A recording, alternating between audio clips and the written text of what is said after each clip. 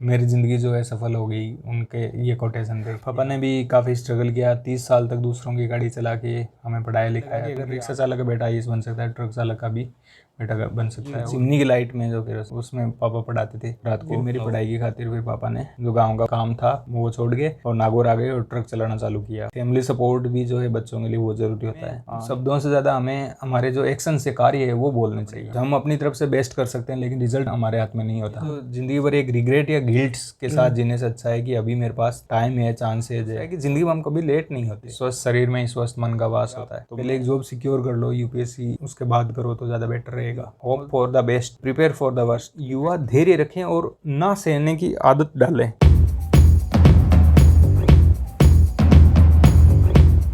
Hello दोस्तों, आपका हमारे चैनल पे स्वागत है। सफलता एक दिन में नहीं मिलती, लेकिन निरंतर प्रयास से एक दिन जरूर मिलती है। जीता वही जो हारा नहीं। आखिरी चाबी भी ताला खोल सकती है। ये सब कहावतें चरित्रार्थ होती है और इसकी जीती जागती मिसाल आज हमारे साथ है डॉक्टर पवन कुमार जी, जिनका यूपीएससी सिविल सर्विसेज 2021 में 591वीं रैंक पे सिलेक्शन हुआ है, जिन्होंने निरंतर प्रयास से सफलता अर्जित की है। तो सर, आपका हमारे चैनल पे स्वागत है। Thank you sir. सबसे पहले तो आपको यूपीएससी सिविल सर्विसेज 2021 में सिलेक्शन की बहुत बहुत बधाइयाँ। Thank you. तो सर, हम इस टॉक में आपसे जानना चाहेंगे आपके सफलता की जर्नी, आपके क्या अप डाउन्स रहे, क्या चैलेंजेस थे, उनके सब के बारे में हम बात करेंगे सर से। जैसे ही आपने रिजल्ट देखा, आपकी और आपके परिवार की क्या फीलिंग्स, जैसे आपको पता चला कि हाँ सिलेक्शन, अब फाइनल लिस्ट में नाम आ गया है? ये एक मतलब ड्रीम था और काफ़ी टाइम से मैं इसी सपने के लिए जी रहा था कि मुझे एक दिन मिल जाएगा। और कुछ विलम्ब हो गया, लेट हो गया इस ड्रीम को पूरा करने में। और जिस दिन रिज़ल्ट आया, यूपीएससी में जनरली पता चल जाता है कि नेक्स्ट डे रिज़ल्ट आएगा, तो वो दिन एक तरह से बहुत नर्वसनेस वाला दिन होता है जी। कि हर एक पर्सन कैंडिडेट को भी यही लगता है, चाहे टॉपर भी होगी, हमारी लिस्ट में नाम आए ना आए, क्योंकि काफ़ी ज़्यादा वो फ्लक्चुएशंस रहते हैं। लेकिन मुझे थोड़ा सा ये था, मतलब मैंने जब इंटरव्यू दे के आया तब भी मैंने मेरे फ्रेंड्स को बोला था, मैंने कहा लिस्ट में नाम आ जाएगा, इतना तो मैं कॉन्फिडेंट हूँ जी। और उसके बाद जिस दिन रिज़ल्ट आया तो उस टाइम में आरएस की हमारी ट्रेनिंग चल रही थी, फाउंडेशन कोर्स की। ये ओटीएस में ऑडिटोरियम में बैठे थे। मुझे पता था कि हाँ रिज़ल्ट आने वाला है, पर रिज़ल्ट से पहले कई बार लोग प्रैंक भी कर देते हैं कि फेक है ना, पीडीएफ निकाल देते हैं रिज़ल्ट लिख के। तो एक दोस्त आया मेरे पास कि यार पवन जी रिज़ल्ट आ गया। मैंने कहा यार रिज़ल्ट आ गया, फिर मैंने कहा यार फेक तो नहीं है पीडीएफ? कहा नहीं। उसने कहा आप रोल नंबर बताओ मैं देखता हूँ। मैंने कहा नहीं मैं ही देखूँगा। फिर मैंने उसका फ़ोन लेके देखा तो आगे लिस्ट में नाम था। और उस टाइम इतने में तो सारे लोग सेलिब्रेट करने लग गए, साथी लोग, कि हाँ हो गया। और क्लास का भी एक अलग तरह का ही माहौल बन गया। फिर टीचर ने बोला ठीक, फ़ोन आने लग गई इतने में तो फिर टीचर ने भी बोला कि ठीक है आप बाहर जाओ, आराम से बात कर लो। तो ऐसे फिर मैं वहाँ से ऑडिटोरियम से बाहर आ गया। बाहर आके और सबसे पहले मैंने मेरे पापा को बताया था कि मेरा रिज़ल्ट आ गया यूपीएससी का और मैं सिलेक्ट हो गया। तो फिर पापा उस टाइम वहाँ से कानपुर से आ रहे थे, ट्रक लेके रास्ते में ही थे। तो कहीं ना कहीं एक उनका भी बहुत बड़ा ये ड्रीम था जो पूरा हो गया। तो वो भी एकदम मतलब बहुत ज़्यादा एक्साइटेड और खुश हो गए कि यार मेरी ज़िंदगी जो है सफल हो गई। उनके ये कोटेशन थे कि हाँ, मतलब उनका ये उस टाइम बात थी कि मेरी ज़िंदगी ना वो कहीं नहीं अब सफल हो गई है। और पापा ने भी काफ़ी स्ट्रगल किया, 30 साल तक दूसरों की गाड़ी चला के हमें पढ़ाया लिखाया। उनकी आवाज़ से मुझे वो खुशी महसूस हुई और मैं अपने आप को एक सफल बेटा कह सकता हूँ कि मैंने जो मेरा एक कर्तव्य था अपने पिता के प्रति, उनको सामाजिक सम्मान दिलाना, वो मैंने कहीं ना कहीं पूरा कर दिया। आपने जो ड्रीम था उसको अचीव किया। माँ बाप की खुशी तो अपने बच्चों की खुशी में ही होती है, तो आपकी खुशी देख के तो उनका वैसे ही खुश होना बनता है। और जो इतने लंबे समय से आपका जो सपना था वो आपने पूरा किया। आपने आरएस भी ज्वाइन कर लिया था, मतलब आरएस में सिलेक्शन हो गया था? आरएस में एक्चुअल में क्या है कि मैंने तैयारी करके फर्स्ट टाइम ही दिया था 2018 वाला। उससे पहले क्या है कि उधर आईएएस में मेरा इंटरव्यू कॉल हो गया था एक दो उससे पहले, तो इसलिए मैंने आरएस पे ज़्यादा ध्यान नहीं दिया था। लेकिन बाद में जब मेरा 2-3 बार इंटरव्यू कॉल हो गया और सिलेक्शन नहीं हुआ फाइनली, तब लगा कि एक जॉब तो सिक्योर कर लेनी चाहिए एटलीस्ट।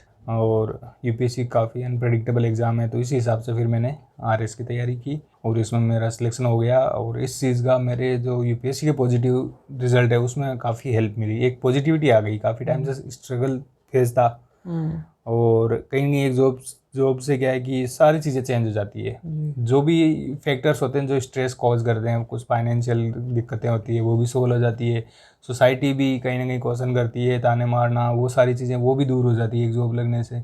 तो इन चीज़ों से मेरा माइंड है वो, और इकोनॉमिकली मेंटली मैं एकदम टेंशन फ्री होकर फिर मैंने पढ़ाई की थी IAS के लिए, RS वाली पॉजिटिव रिजल्ट आने के बाद।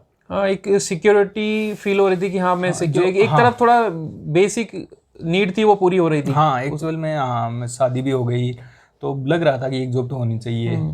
ठीक है, तो इस वजह से फिर उधर हो गया। ठीक है। वैसे मेन टारगेट आपका यूपीएससी था? हाँ, मेन टारगेट UPSC था। आपने कब इसके लिए डिसाइड किया कि हाँ मुझे यूपीएससी सिविल सर्विस को क्लियर करना है? UPSC सिविल सर्विसेज तो काफ़ी टाइम पहले से ही मैंने मतलब पता चला था। मैंने एक इंटरव्यू पढ़ा था गोविंद जायसवाल सर का, कि उनकी हेडिंग थी रिक्शा चालक का बेटा बना IAS।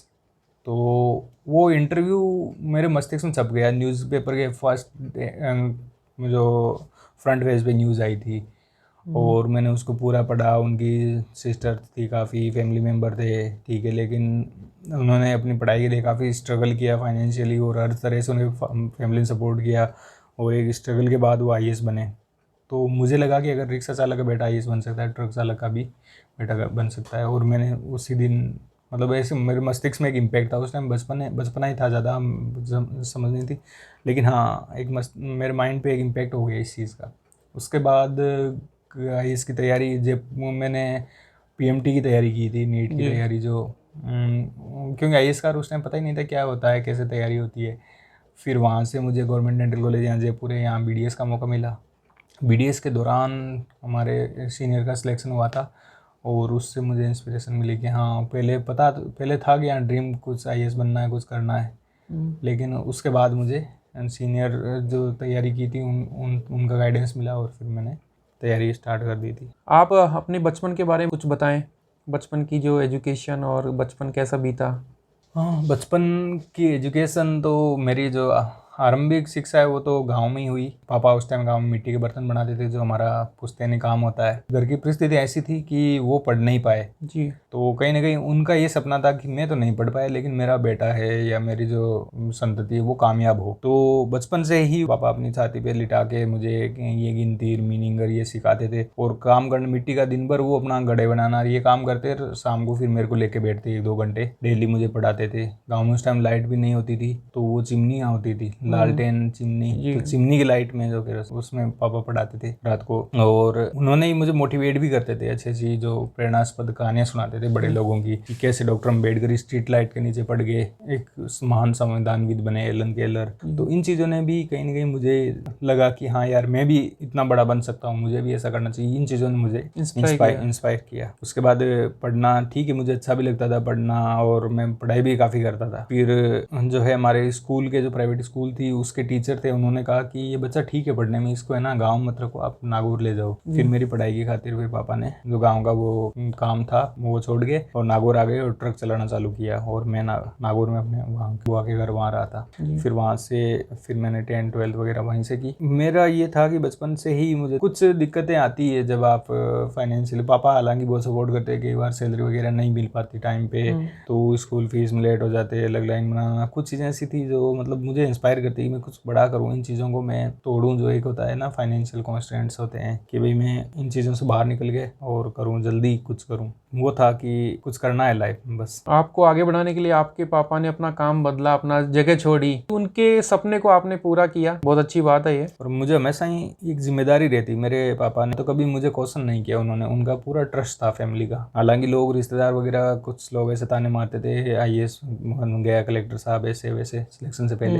लेकिन पापा का और उनका फैमिली का मुझे पूरा सपोर्ट था। उन्होंने कभी मुझे क्वेश्चन नहीं किया कि तू क्या कर रहा है, तेरा सिलेक्शन नहीं हुआ, इतना टाइम हो गया। और वो तो हमेशा पॉजिटिव ही कहते थे कि बस जो होगा ईश्वर अच्छा करेगा, भगवान अच्छा करेगा, उस पर भरोसा रख। तो कहीं ना कहीं मुझे लगता है कि फैमिली सपोर्ट भी जो है बच्चों के लिए बहुत ज़रूरी होता है। अनकंडीशनल लव या अनकंडीशनल सपोर्ट होता है वो केवल पेरेंट्स से, माता पिता से मिल सकता है, और बाकी जगह आपको कंडीशनल लव मिलेगा। जी, यही है कि मिलने वाले जो परिवार वाले रिलेटिव हैं वो तो जब तक हमें सफलता नहीं मिलती, जब तक ताने मारते हैं और सफलता मिल जाती है तो फिर कहते हैं कि हमें पता था ये कर जाएगा। डेफिनेटली ये तो होता ही है। तो मैं नए बच्चों को तो कहना चाहूँगा कि आप कुछ चीज़ों को मान के चलो। जैसे आप बड़ी तैयारी करते हो ना, तो ये दिन आएंगे ही आएंगे, हर एक आदमी के लाइफ में ये दिन आते हैं। तो आप में इतना पेशेंस होना चाहिए कि आप उनके तानों को सुनो, आप रिएक्ट ना करो, आप अपना रिजल्ट से मुंह बंद करो उनका। तो सचिन तेंदुलकर का एक काफ़ी फेमस इंसिडेंस मुझे याद आता है कि एक बार हेनरी ओलंगा जिम्बाब्वेन बॉलर था, तो उन्होंने सचिन को आउट कर दिया था जल्दी। फिर उसके बाद उन्होंने बहुत मजाक उड़ाया सचिन का। सचिन ने कुछ नहीं बोला और जब नेक्स्ट मैच में उनकी ऐसी धुलाई की कि वो उनके लिए उस मैच के सबसे महंगे बॉलर साबित हुए। तो कहीं ना हमें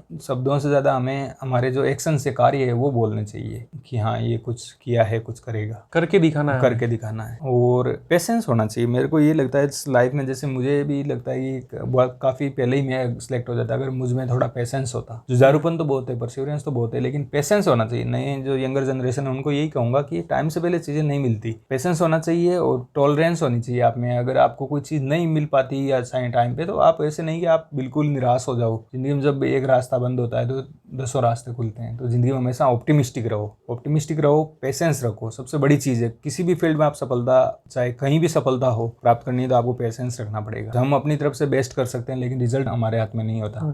तो इसलिए इन चीज़ों का भी थोड़ा ध्यान रखना चाहिए बच्चों को। आपने यूपीएससी की तैयारी 2012-13 में शुरू कर दी थी और आपका सिलेक्शन अभी 2021 में जाके हुआ है। एक काफ़ी लंबा समय रहा है और प्री एग्जाम हर बार क्लियर किया है, ये भी अपने आप में एक बहुत बड़ा अचीवमेंट है। प्री में सिलेक्शन आता था तो उसका क्या राज है? प्रीलिम्स तो देखो यूपीएससी में क्या होता है कि लिमिटेड चीज़ें पढ़नी होती है और फिर उन्हीं को रिपीटेटिव बार बार पढ़ना होता है। बच्चे क्या करते हैं, जो प्रीलिम्स में हमें बहुत ज़्यादा वास्ट नॉलेज चाहिए होता है, लेकिन नॉलेज को हमें कैरी भी करना होता है एग्जाम हॉल तक। ऐसे नहीं कि ये किताब पढ़ के रख दिया तो आप भूल जाओगे वो तो जी 2 दिन बाद, 3 दिन बाद, 5 दिन बाद। तो बच्चे क्या गलती करते हैं ज़्यादातर कि प्री में चीज़ें पढ़ते रहते हैं, नई नई चीज़ें पढ़ते रहते हैं, करंट अफेयर्स। तो एक तो कि उनको चीज़ों को रिवाइज नहीं कर पाते, उनके सोर्स रहते हैं बहुत बड़े होते हैं। मेरे जो प्रीलिम्स की बुक सेट अगर देखें तो इतनी सी होगी, कोई इतनी सी, इससे ज़्यादा भी नहीं है। अच्छा। तो सोर्सेज है वो लिमिटेड रखने चाहिए, उन्हीं को ही बार बार रिपीटेटिव स्टडी करनी चाहिए और फिर स्टडी का तरीका भी अच्छा होना चाहिए कि किस टाइप से यूपीएससी क्वेश्चन पूछता है। अब जैसे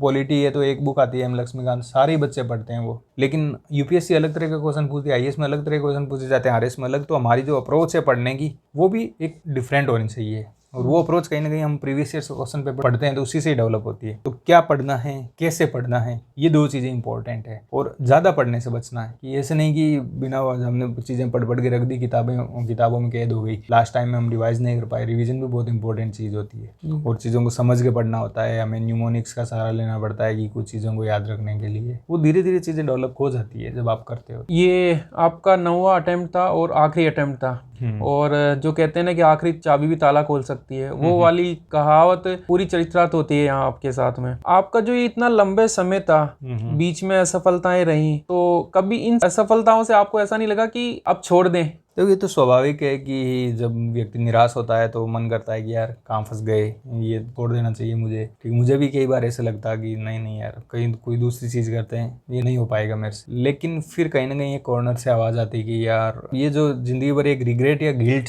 के साथ जीने से अच्छा है कि अभी मेरे पास टाइम है, चांसेज है। और दूसरा है कि ज़िंदगी में हम कभी लेट नहीं होते, हमें पेशेंस रखना चाहिए। अब जैसे मैं एक एग्जाम्पल देता हूँ, जैसे ओबामा थे तो वो 55 ईयर की एज में प्रेसिडेंट से रिटायर हो गए और जो बाइडन है वो लगभग 80 ईयर की एज में बने हैं। तो एज एक नंबर होता है और इससे कोई ज़्यादा फर्क नहीं। जब हमारा टाइम आता है तब चीज़ें हमारे अनुकूल हो जाती है। तो इसलिए जो है उन चीज़ों को मैं देखता नहीं था। मैंने कहा जब मैं मेरी तरफ से बेस्ट कर रहा हूँ और जब टाइम होगा, जब मेरा टाइम आएगा तो अपने आप मेरा सिलेक्शन हो जाएगा। और कुछ ना कुछ फिर क्या है कि जैसे इंटरव्यू तक भी मैं पहुँच रहा था, कई बार मैंने इंटरव्यू तक गया हूँ तो मुझे लगता था कि यार ठीक है, ये कभी यहाँ अटक रहे हैं, कभी यहाँ अटक रहे हैं, तो क्लियर हो ही जाएगा। और लास्ट में फिर ये फाइनली हो ही गया सिलेक्शन। आपने हर कदम पे अपनी जो पिछली गलतियां थी उन गलतियों से सीखते गए और उनको सुधार करते करते आपने सफलता अर्जित की है। हाँ डेफिनेटली। और मुझे लगता है हिंदी मीडियम में यार बच्चों के साथ दिक्कत ही आती है हम्बल बैकग्राउंड की, कि उनको सही से पता ही नहीं चलता। 3-4 साल तक तो उनको पता ही नहीं चलता कि क्या है, कैसे क्या पढ़ना है। यूपीएससी की चीज़ें ही समझ आने लगती है 2-3 साल बाद। और तब तक तो बच्चे इतने मतलब उनकी एक्सपेक्टेशन हाई होती है, बच्चे जाते हैं तैयारी करने स्टार्ट करते हैं तो लगता है घर वालों को कि बस 1-2 साल में आईएएस बन जाएगा। अरे भाई उनकी चीज़ें इतना बैकग्राउंड स्ट्रॉन्ग नहीं होता है तो इतनी चीज़ें उनसे इतना जल्दी नहीं हो पाता। तो यही गलतियाँ थी कुछ कि भाई शुरू में ही लगातार मेहनत तो क्या अटैम्प्ट दे दिए थे, तो इस वजह से ज़्यादा ये हो गए। नहीं तो आराम से पहले बेस देना, मतलब यूपीएससी का एक बेस बनाना चाहिए, एक ऑप्टिमम लेवल की तैयारी, उसके बाद एग्ज़ाम देना चाहिए। तो कुछ ऐसी चीज़ें हैं, उनका ध्यान रखना चाहिए। ये एक काफ़ी लंबा एग्ज़ाम रहता है, तो इसके लिए फिजिकली और मेंटली फिट रहना भी बहुत ज़रूरी है। डेफिनेटली। तो उसके लिए आपकी क्या स्ट्रेटेजी रहती थी? एक कहावत है ना कि healthy mind lies in healthy body, स्वस्थ शरीर में ही स्वस्थ मन का वास होता है। तो मैं डेली एक्सरसाइज करता हूँ, अभी भी योगा स्ट्रेचिंग करता हूँ और प्राणायाम करता हूँ। तो इन चीज़ों से मुझे कहीं ना कहीं जो है मेंटली और फिजिकली स्ट्रॉन्ग रहने में हेल्प मिली। और इसके अलावा आप अच्छी बुक्स वगैरह पढ़ें, मोटिवेशनल जो बुक्स हैं, महापुरुषों की जीवनियाँ हैं, जैसे डॉक्टर कलाम की, स्वामी विवेकानंद की, तो आप देखोगे कि हर एक आदमी को जो बड़ा बनने के लिए उनको कठिन रास्तों से गुजरना ही पड़ा है। तो उससे कहीं ना कहीं हम अपने आप को रिलेट कर पाते हैं और अपने आप को समझा पाते हैं कि हाँ यार, ये जो विपदाएं हैं वो कहीं ना कहीं शुभ संकेत है हमारे लिए। एग्ज़ाम प्रिपरेशन की जो ड्यूरेशन था काफ़ी लंबा था, तो इस समय में आपने अपने आप जो फाइनेंस थे उनको कैसे मैनेज किया? थोड़े टाइम दिल्ली रहा था, उसके बाद है ना मैं वहाँ जोधपुर चला गया था। जोधपुर में मेरे एक फ्रेंड है, उसका डेंटल क्लिनिक था, तो वहाँ पे मैं चल जाता, तो पार्ट टाइम वहाँ जॉब कर लेता और साथ साथ मेरी तैयारी रहती। जब एग्जाम आता तो मैं जॉब छोड़ देता। एक दो बार कहीं कोचिंग में भी थोड़ा बहुत जॉब की थी। तो मतलब मुझे लगता है कि साथ साथ एक दो साल आप तैयारी अच्छे से कर लो, उसके बाद हो जाए तो ठीक है, नहीं तो फिर आपको एक सेकेंड ऑप्शन आपको कोई जॉब कर लेनी चाहिए। और उसके बाद जॉब के साथ साथ फिर कोई प्रॉब्लम नहीं आती। जब आप फाइनेंशियली डिपेंडेंट हो जाते हैं तो फिर आप तैयारी आराम से कर सकते हैं, कोई रुकावट नहीं आती। और जो हम्बल बैकग्राउंड के बच्चे हैं उनको तो मैं यही कहूँगा कि आप पहले एक जॉब सिक्योर कर लो, यूपीएससी उसके बाद करो तो ज़्यादा बेटर रहेगा।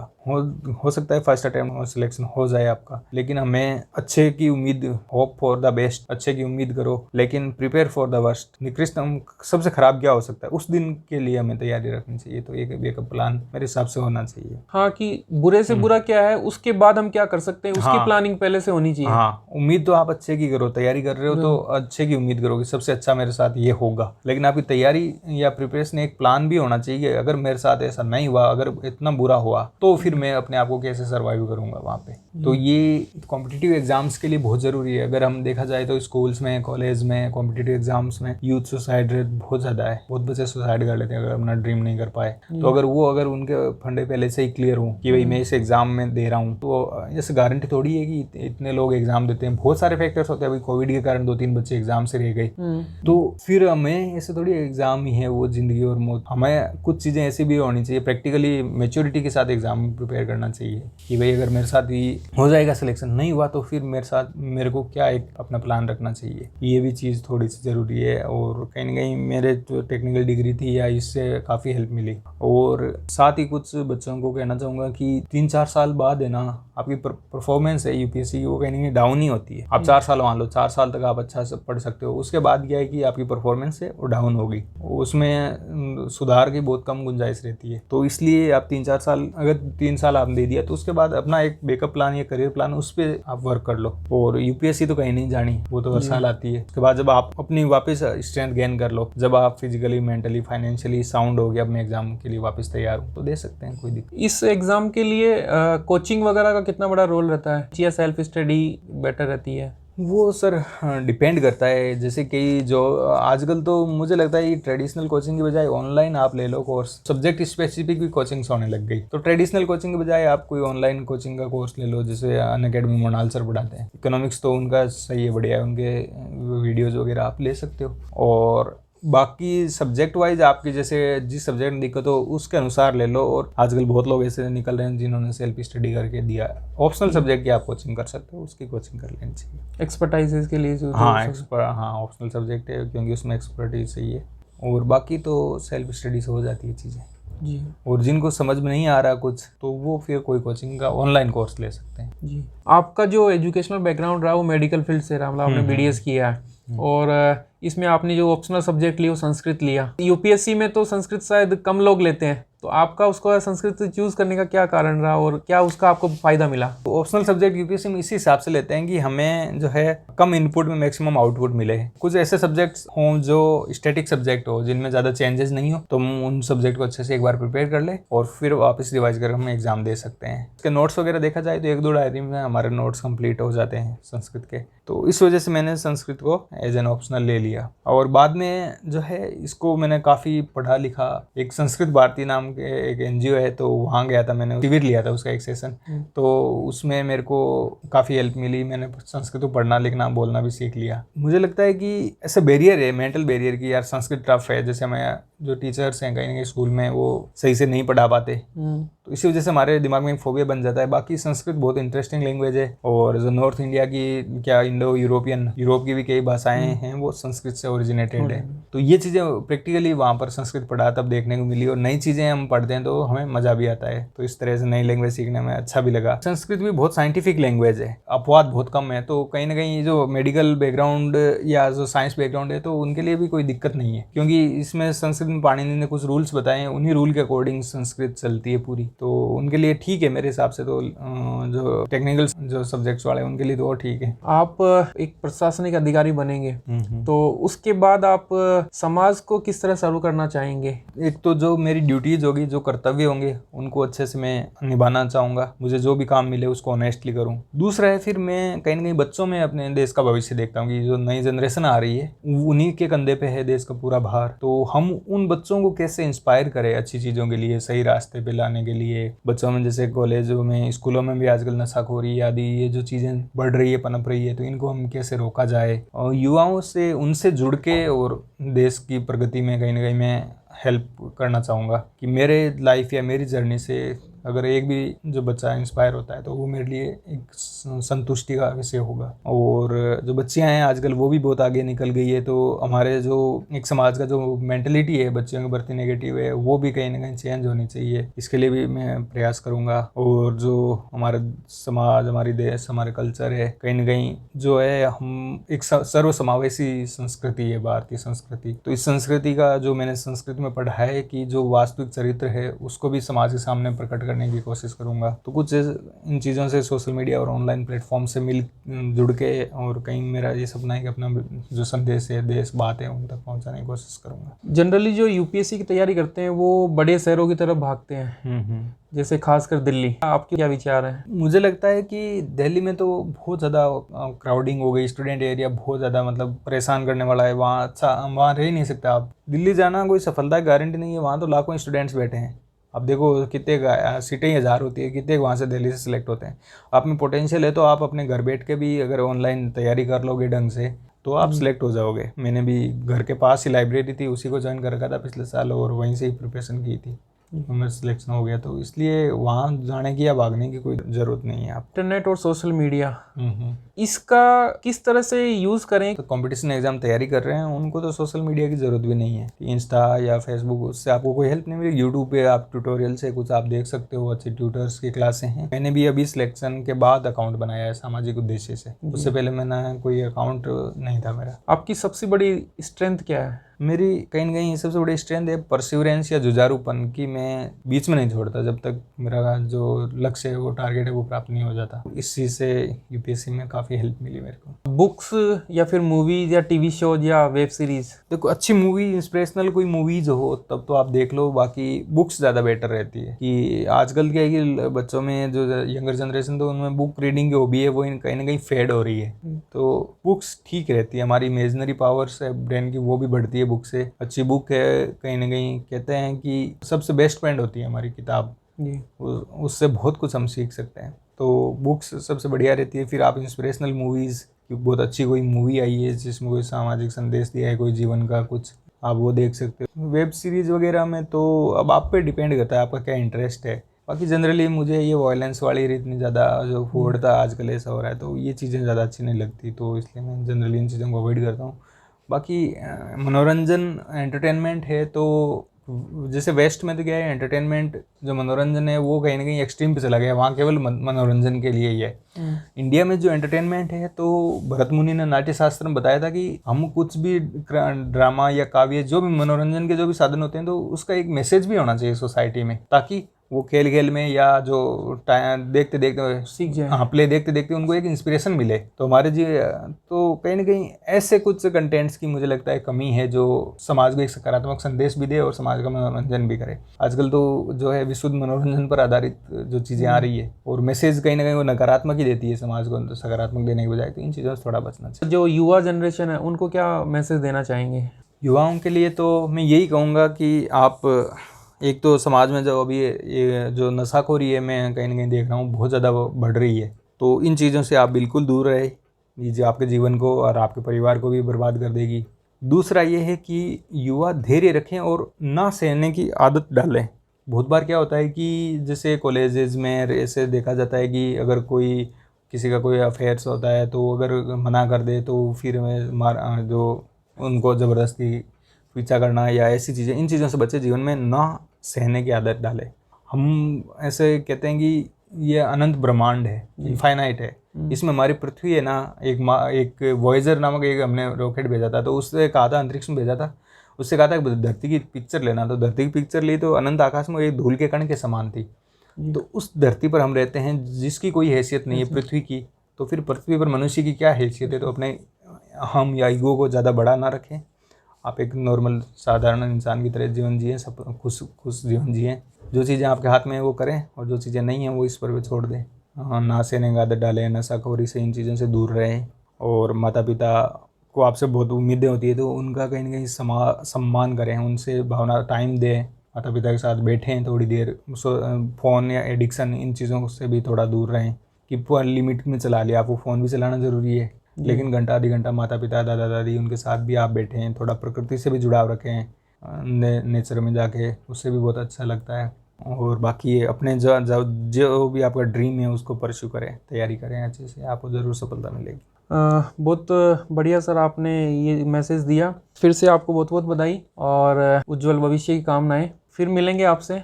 बहुत बहुत धन्यवाद आपका सर। धन्यवाद।